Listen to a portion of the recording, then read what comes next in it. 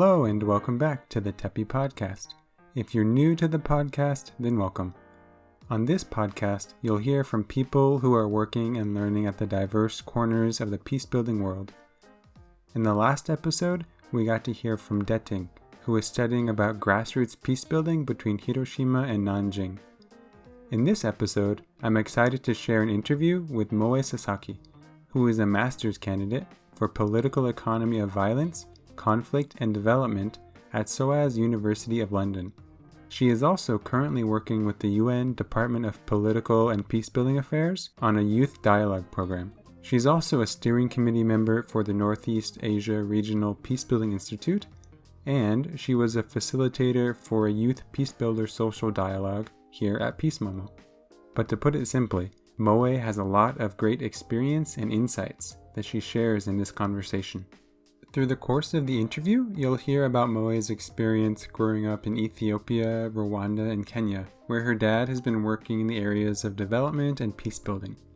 You'll also hear as Moe shares about the work she has done in global education training, and about a peacebuilding training tour she led with Japanese participants to Rwanda. While talking about Moe's work, we dive into the question, as a peace training facilitator, how does one make sure participants are safe while talking about deep and sometimes traumatic experiences? You will also hear some of what Moe has been learning about the political economy of violence and conflict. And near the end of the conversation, we talk about the role of youth voices in the peacebuilding process. We cover a lot of ground in this interview as Moe shares from her rich and diverse experiences in peacebuilding. So, without further delay, here is Moe Sasaki.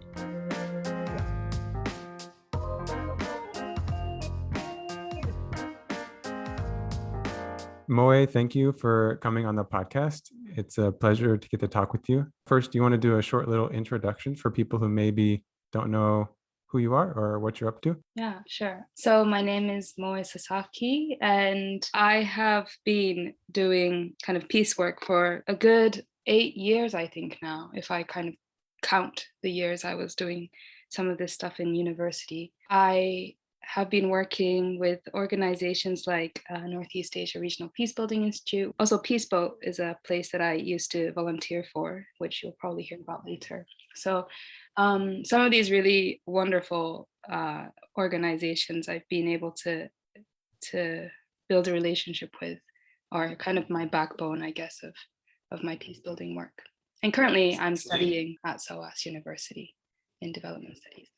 So you have a lot of background and kind of have been involved with a lot of these organizations and for quite some time, I think. But I'm curious, what was the first exposure you had to peace building or into this world of peace education? And at that time, what were your thoughts? For me, peace building has been something that I've grown up with, in a sense that I grew up a lot of my life in Africa, namely like Ethiopia, Rwanda, and Kenya. And so because of like the development and peace building work that my father has done since I've known him. So I grew up, for example, in Ethiopia every day. And during supper time, we would usually pray that there would be peace between Ethiopia and Eritrea, for example. And that's kind of the, I guess, environment that I grew up in. And later, when we moved to Rwanda, peace building work was something that was especially close to me because I got to really live beside people who experienced the genocide and were working every day to live together, right, between the different ethnic groups, the Hutu and the Tutsi. And so really growing up beside that, it was really something that I learned from and grew up with, just a part of who I was, I guess. So you're really kind of from your childhood just had this direct exposure to seeing peace building just as part of the background of your daily life, it seems like. I wonder, kind of seeing that context and getting to live in those types of environments and be around those types of people who are experiencing conflict and trying to work towards peace. Did you feel like you learned anything about conflict across cultures or seeing how people from different backgrounds engage in conflict and kind of try to make peace between each other? I think growing up as an outsider most of my life, I grew up outside of Japan for 18 years. So I was always aware that, in a sense, the conflict that I knew about and the people that I knew about, I had a limitation of how much I could really claim to know, you know? No, yeah, yeah.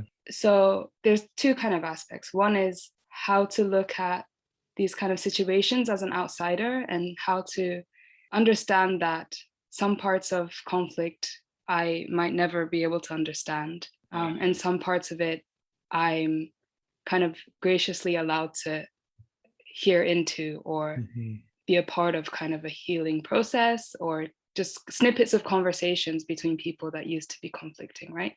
So that kind of intercultural peace building, as me as an outsider and people who are in a certain like environment of conflict, I think I learned a lot about how to place myself not as an intruder but someone that is there to hear and learn what they're welcome to learn about, in a sense.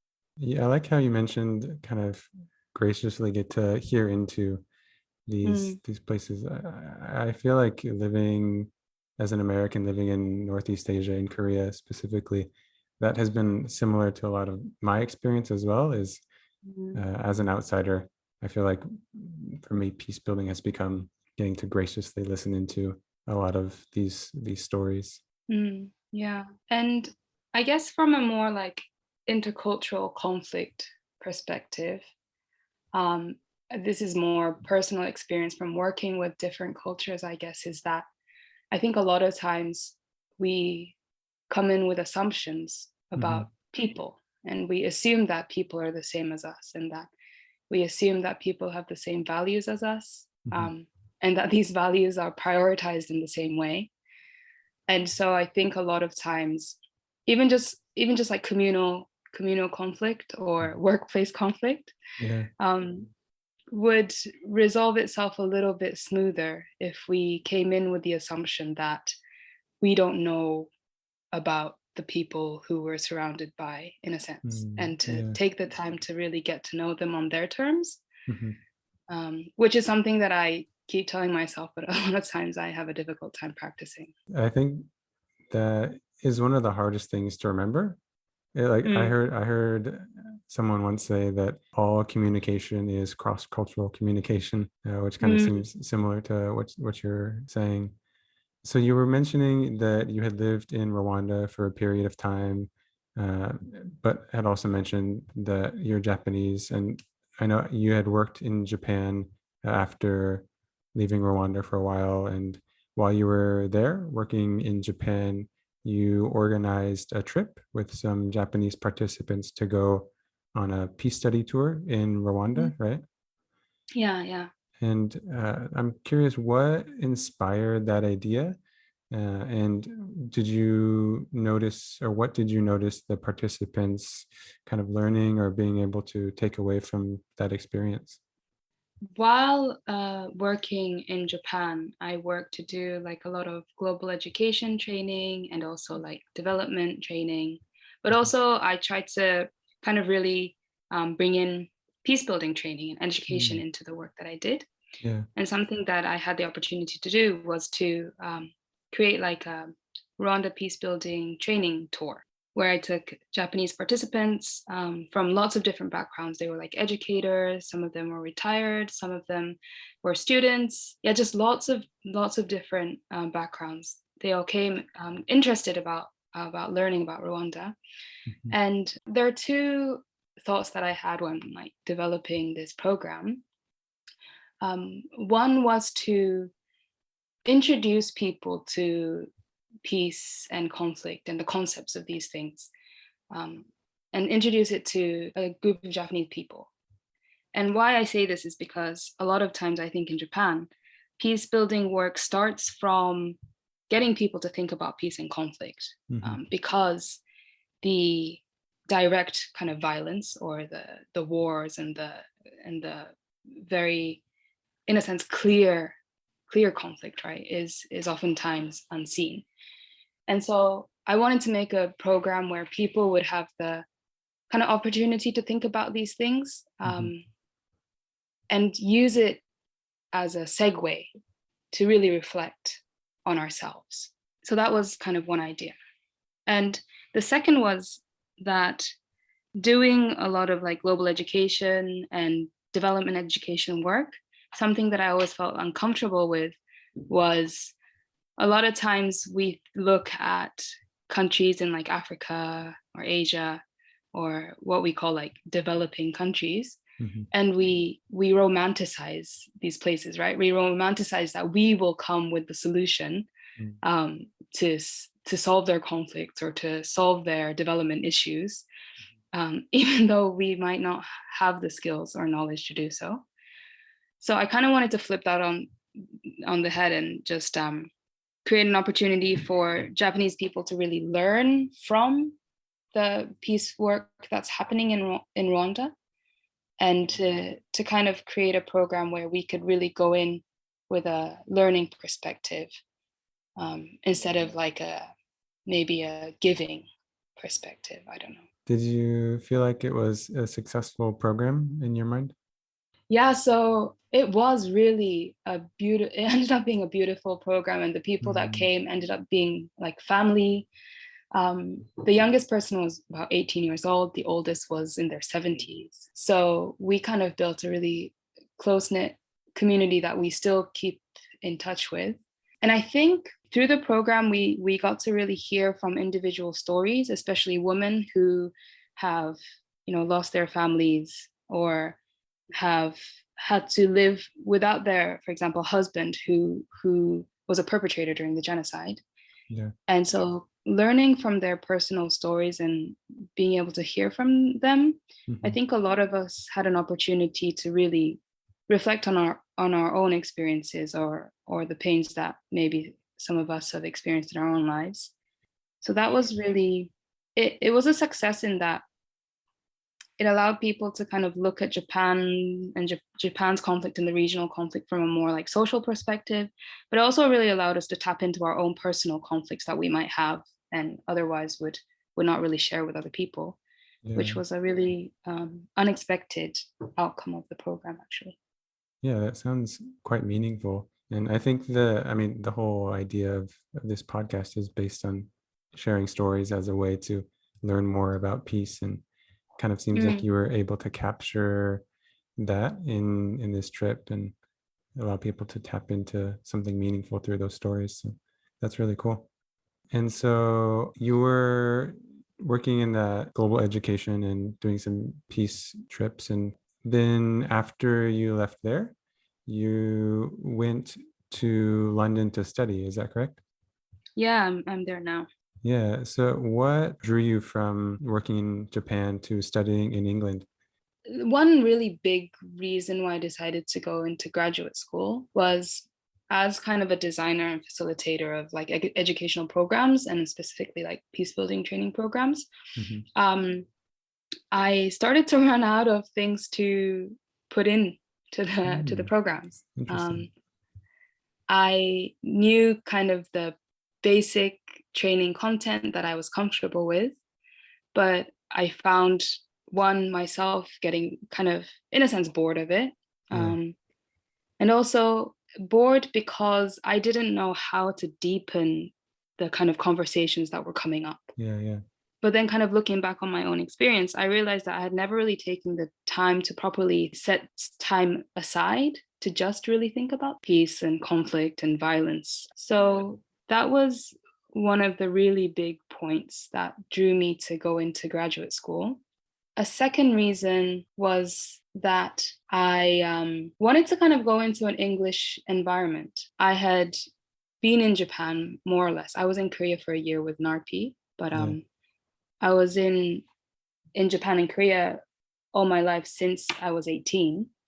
And I always felt quite limited because my first language is English. And that came a lot with like self-doubt and feeling like I wasn't a full, in a sense, adult or a full part of society. I see, And so I kind of wanted to see what that would look like if I changed the environment place where language was not an issue. And thirdly, and I think this is kind of important to share as a, maybe as a female, as a young peace builder, is that my partner decided that he also wanted to study in London. And this was something that he was thinking about before I was. And so I had to really talk with myself and talk with my partner and kind of think about my career and find a way to somehow do all of it, right?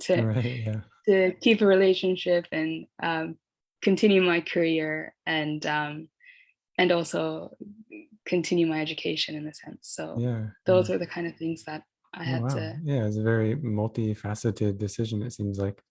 Yeah, it was a lot of thinking and a lot of doubts as well, but I think it was a good decision. I kind of want to go back to your first point you had mentioned about as working as an educator in this peace building realm.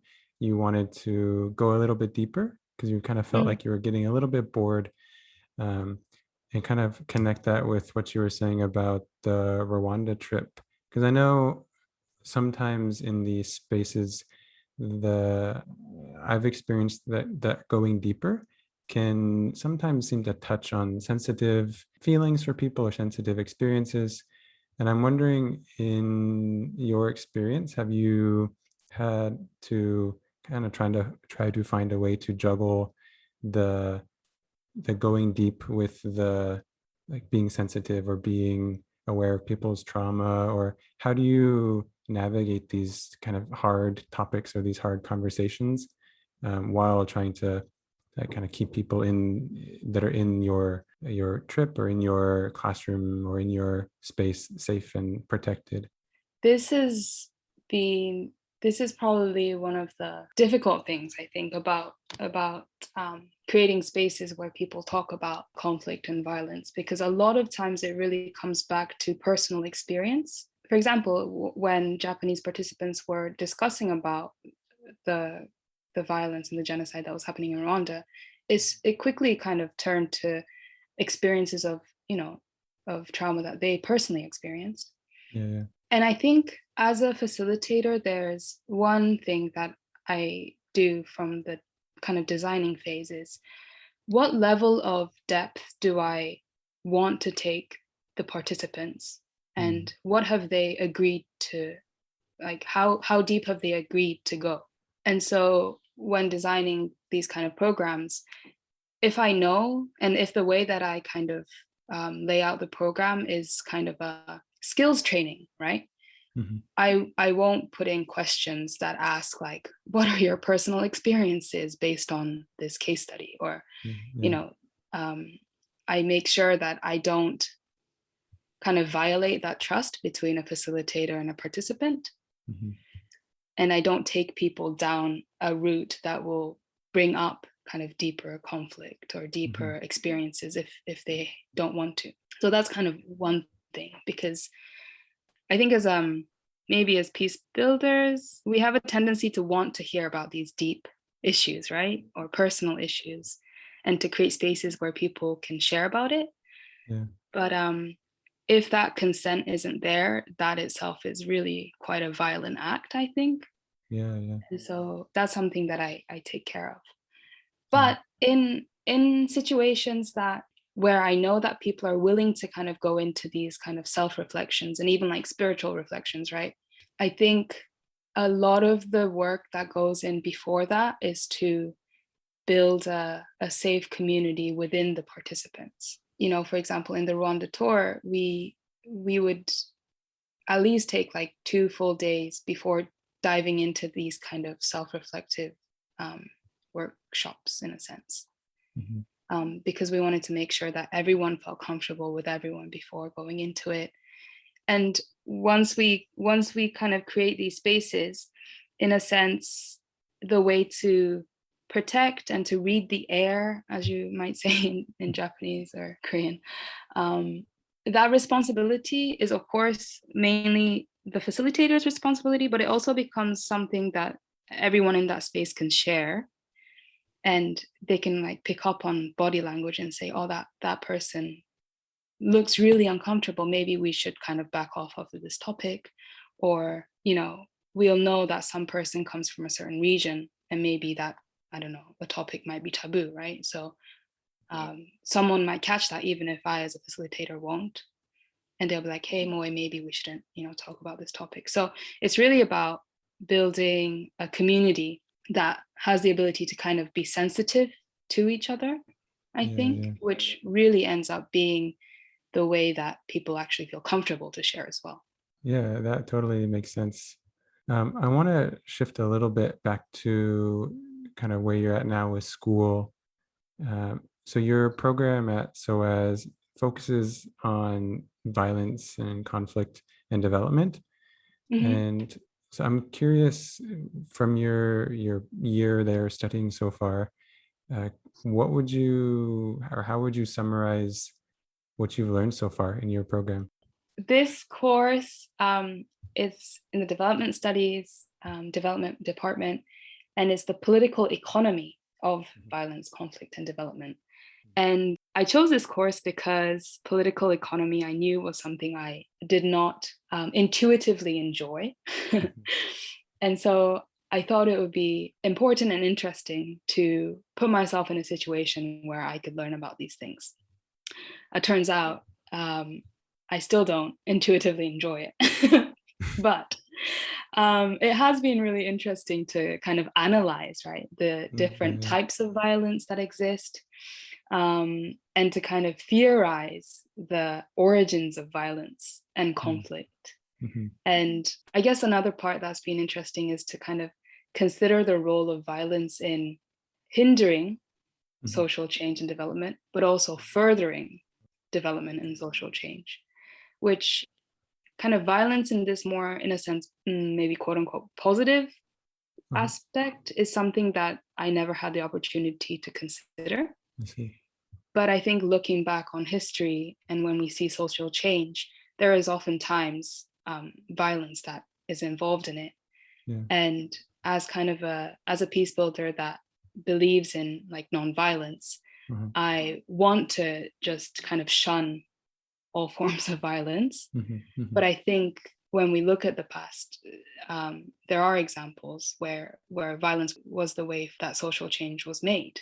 What happened because the method taken was violence? I'm sure there's lots of other negative aspects that came about by it, but I think it's been really interesting to really face that and to understand what does that mean, right? Yeah.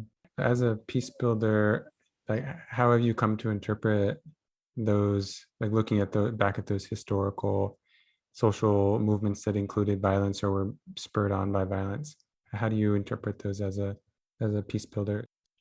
I still don't have an answer, and I still am kind of struggling on how to deal with it. Yeah, that totally makes sense. One thing I feel is it's not necessarily my place to condemn people that have chosen violence. And this is depending on what violence we're talking about, obviously. Yeah, of course. But something that I do feel is that oftentimes there are so many options to choose violence to bring about social change, but there are so few for nonviolent options. And I think it takes a lot of creativity and patience and hope, and kind of this basic belief that perhaps there is humanity in the people that we might see as an enemy, to be able to bring about non-violent social change. And I think there just needs to be more time and experimenting to find out what forms of non-violence actually work, and to really start to analyze it and to create data on it. There's so little data on non-violent social movement, for example, and what makes it work. And so that kind of aspect, I think, is definitely something that's needed from an academic perspective, but also for like as peace builders, I think we need to do a little more on that, on understanding what works, not just saying that it works, but like, why does it work, when does it work, I think, when it comes to nonviolent social change. Yeah, I really like that perspective, how you mentioned like it takes creativity and hope, and viewing the other person that you're in conflict with as fully human, and like that it's not easy, and that it takes work, sometimes more work, and that work hasn't necessarily been put in yet by, like you mentioned, academics. The research isn't there, but also that it's just very hard. And when you're in a conflict situation, that can be doubly hard. So yeah, I like your perspective. Yeah, I feel also, especially like recently looking at kind of like the BLM movement and everything, For people who maybe don't know BLM, what is that? it's Black Lives Matter, which is kind of a movement that is being calling out to really face the structural and social systemic violence that Black people experience. And it started in the US and it really picked up pace when George Floyd was murdered by a police officer. But it's been continuing and it's been kind of spreading throughout the world recently, which is really good to see, right? There is just so much urgency, right? Like people have been fighting for some causes for all of their life. I I think sometimes at least for me, I've always said nonviolence is the way, and I still want to believe it, and I still do believe it. But I think I need to take more responsibility when I say that, Mm-hmm. especially when facing people who have just carried out nonviolence all of their life to try and bring about change, and they just are in a state of urgency where they need things to change now. And to simply say, oh, it's wrong because you're taking violent means is not understanding, or it's not walking beside them, right? It's Yeah. judging them. And that's something that I think I kind of learned through learning more about violence, I guess, through this course. So it kind of sounds like your program is talking a lot about social change and violence and nonviolence in that. But I also know the work that you do outside of school when you're not studying. Also, you're involved with a lot of social movements and civil society organizations. And your work there has a big focus on youth voices. Hmm. And I'm curious, what do you see as the value or the importance of these youth voices in social movements or in peace building movements specifically? Yeah. So I've been involved maybe for the past 2, 3 years on youth inclusion, especially in peace and security processes. And Mhm. this kind of stems from this UN Security Council resolution 2250. And this resolution calls for youth to be involved in peace processes. But importantly, it also underlines that youth have always been involved in peace Mm, processes. A lot of times we think of youth either as victims, kind of helpless, that need to be, you know, protected and saved, and that might be true, or they're kind of depicted as possible terrorists or people who are going to be mm, recruited into radicalism.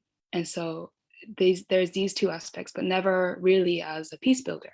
mhm, And so I think it's really important to include youth voices in these processes. One, because they've always been there.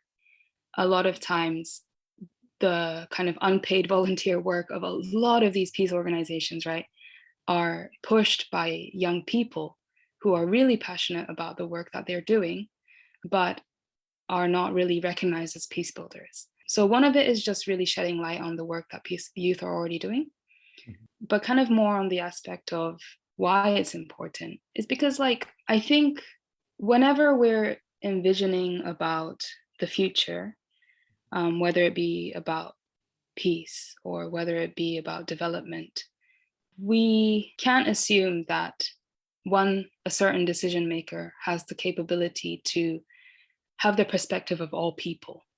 mm, And this is why, for example, diversity is important. This is why it's important to have women in leadership roles. But it's mhm, also important to have youth involved in this because youth has specific perspectives that older generations or younger generations don't have. And so it's important to bring that demographic in to processes.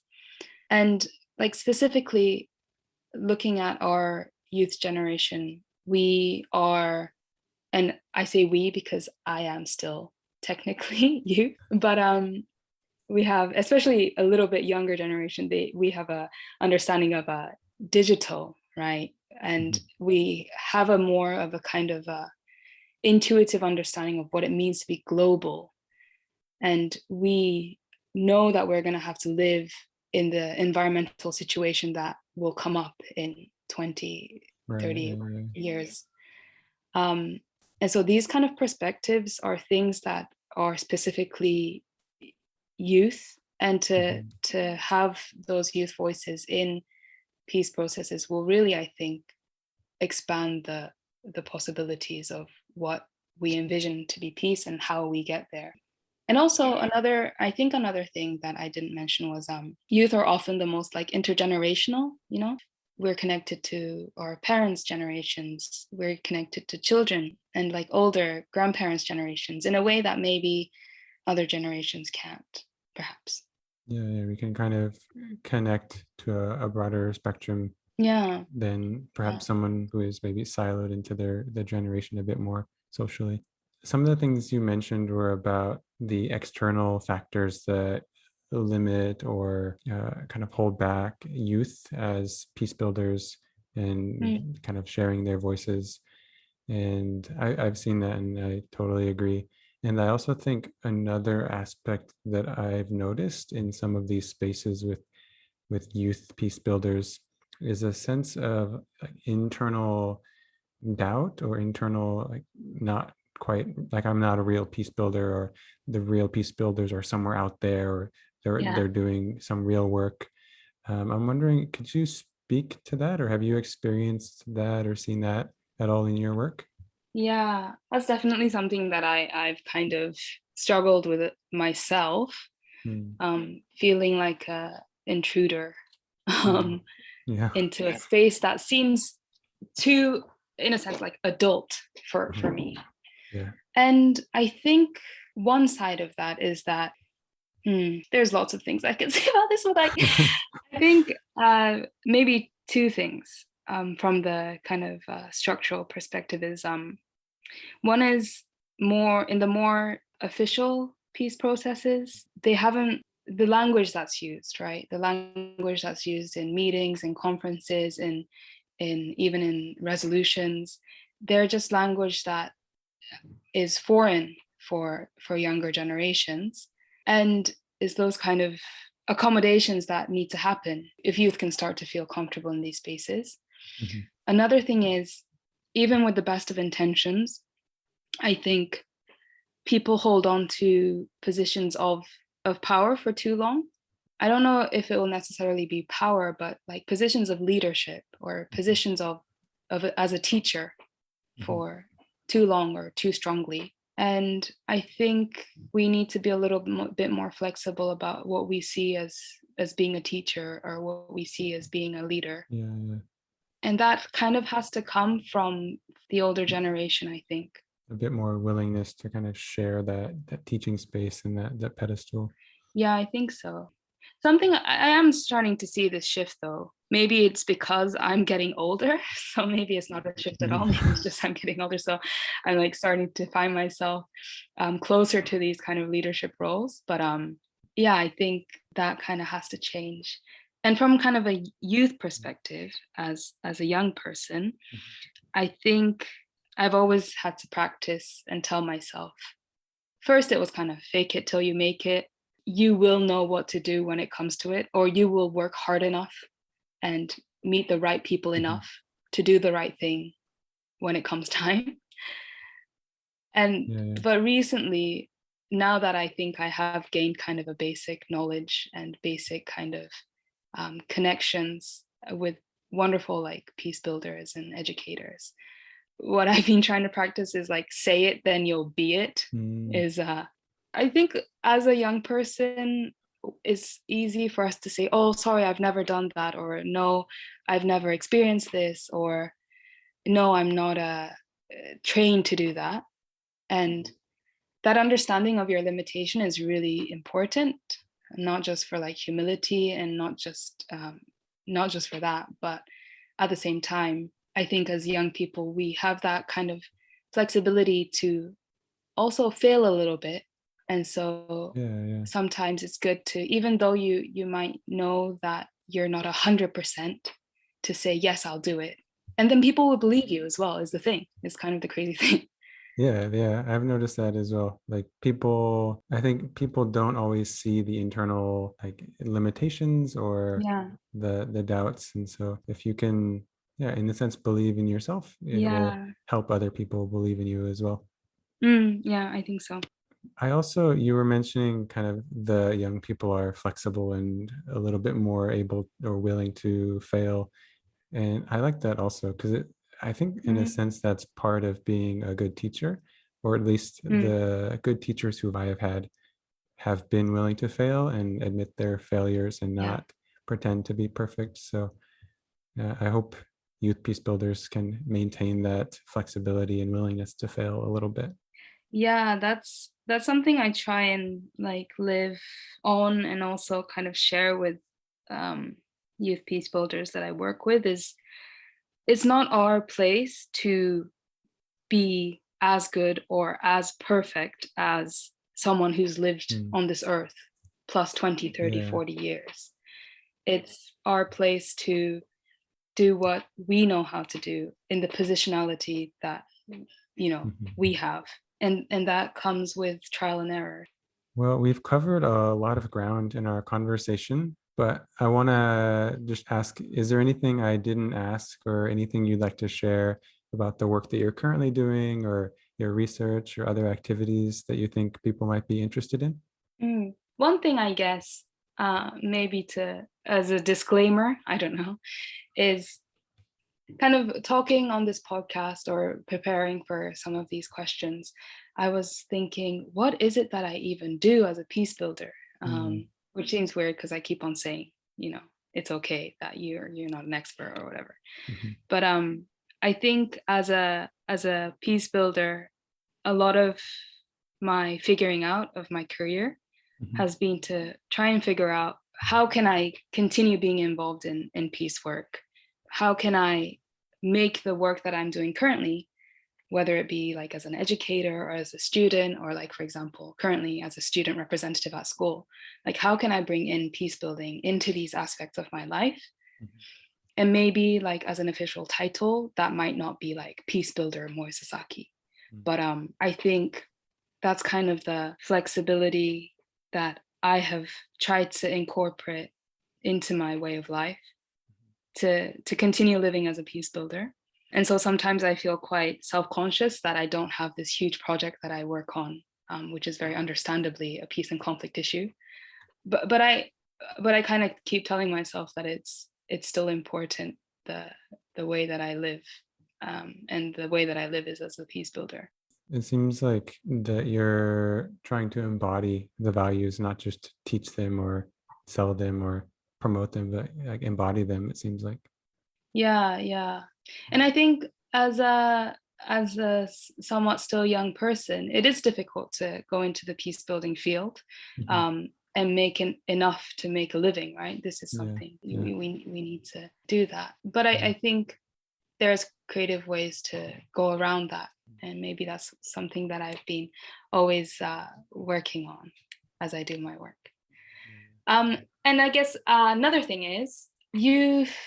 We've been talking a little bit about like youth and youth inclusion in peace processes, and also kind of learning spaces for Mhm. peace. Yeah. And there, I'd love to share this program that I'm organizing with a team of mine. It's called Online NARPI, Mhm. and NARPI is the Northeast Asia Regional Peacebuilding Institute. And usually, NARPI organizes a summer peacebuilding training every summer in one of the countries within the region. But because of COVID, we've had to take things online.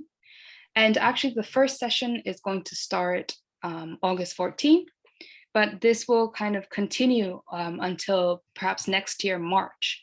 So if you're interested in joining this learning space, I encourage you to join us. We'll be talking about issues that are close to just everyday conflict, but also perhaps from a regional perspective as well.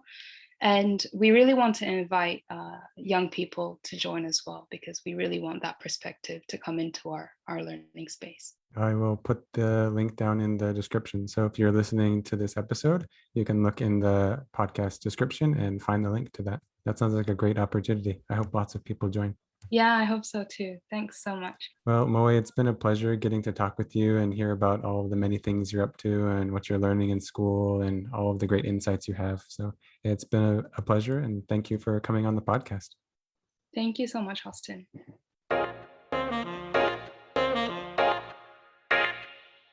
So that was Moe Sasaki.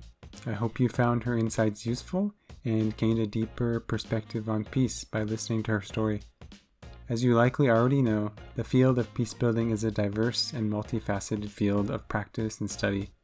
The guests on this podcast each bring their own perspective from their own background, which I hope has become a valuable resource for your own practice and study. If you enjoyed this episode, go ahead and subscribe wherever you listen to podcasts, or follow on SoundCloud. If you're interested in the other work that TEPI is doing, you can check us out at momotepi.org. That's momotepi.org. That's all I have for you today. So I'll talk to you in the next episode with another guest sharing their perspective on peace in Northeast Asia.